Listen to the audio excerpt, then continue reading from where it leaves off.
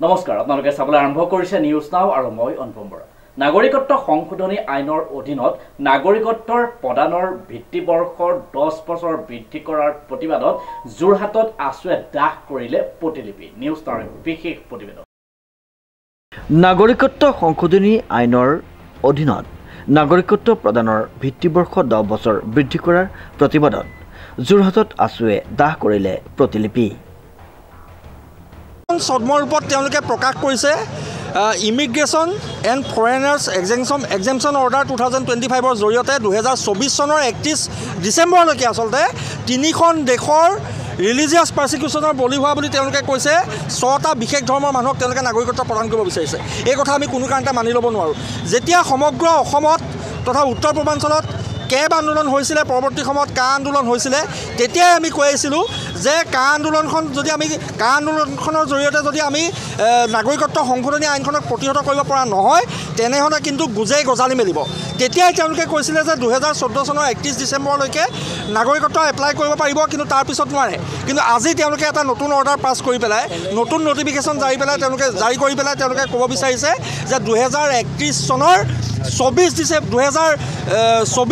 31 ডিচেম্বৰলৈকে আচলতে তেওঁলোকে নাগৰিকত্ব এপ্লাই কৰিব বুলি ক'ব বিচাৰিছে। আমি এই কথা কোনো কাৰণে মানি ল'ব নোৱাৰোঁ।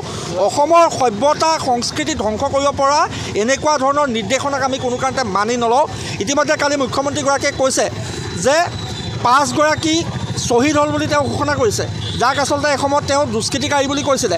আমি মুখ্যমন্ত্ৰীগৰাকীক প্ৰশ্ন কৰিব বিচাৰিছোঁ।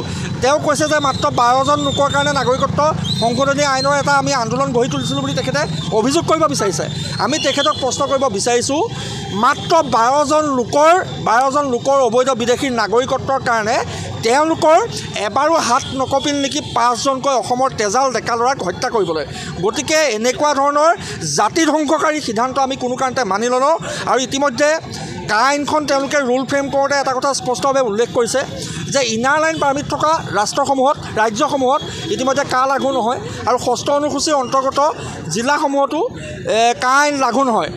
কা নামৰ এখন কলা আইন আহি অসমৰ ৰাইজ আৰু ভাৰতবৰ্ষত যি জাপি দিয়া হৈছিলে তাৰ আটাইতকৈ প্ৰভাৱ পৰিছিল অসমৰ ক্ষেত্ৰত, আৰু অসমে এই ক্ষেত্ৰত তীব্ৰভাৱে আন্দোলন কৰি গৈছিল। আৰু আমিও সদৌ অসম ছাত্ৰ সন্থাই এই ক্ষেত্ৰত তীব্ৰ আন্দোলন গঢ়ি তুলিছিলোঁ। পৰৱৰ্তী সময়ত যেতিয়া কেব গৈ কা হিচাপে অৰ্থাৎ আইন হোৱাৰ পাছত আমি সন্মানীয় সুপ্ৰিম কোৰ্টত আমি ইয়াৰ বিৰুদ্ধে আমি আবেদন কৰিছিলোঁ, আৰু সেই গোচৰ বৰ্তমানো চলি আছে।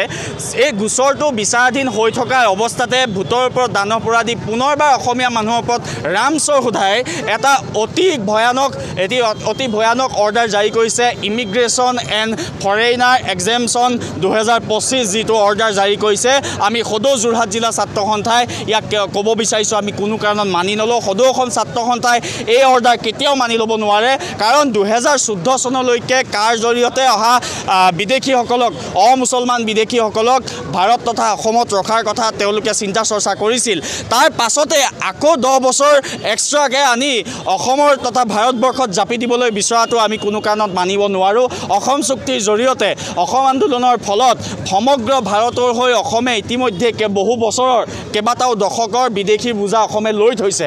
তাৰ পাছত কি কাৰণে আমি বাৰম্বাৰ 53 বছৰৰ অতিৰিক্ত বোজা আমি কি কাৰণে ল'ব লাগে? চৰকাৰে আমাক দেখুৱাব লাগিব, আৰু চৰকাৰক স্পষ্টভাৱে কৈছোঁ আপোনালোকৰ এনেকুৱা ধৰণৰ হঠকাৰী সিদ্ধান্ত আমি কোনো কাৰণত মানি ল'ব নোৱাৰোঁ। এই সিদ্ধান্তৰ বিৰুদ্ধে প্ৰতিবাদ হ'ব। অনাগত দিনত প্ৰতিবাদ তীব্ৰতৰ হ'ব। গণতান্ত্ৰিক স্তৰৰ শেষ স্তৰলৈকে প্ৰতিবাদ হ'ব, এই কথা কিন্তু স্পষ্ট। শ্ৰীমন্ত মাধৱ বৰুৱাৰ ৰিপৰ্ট, নিউজ নাও।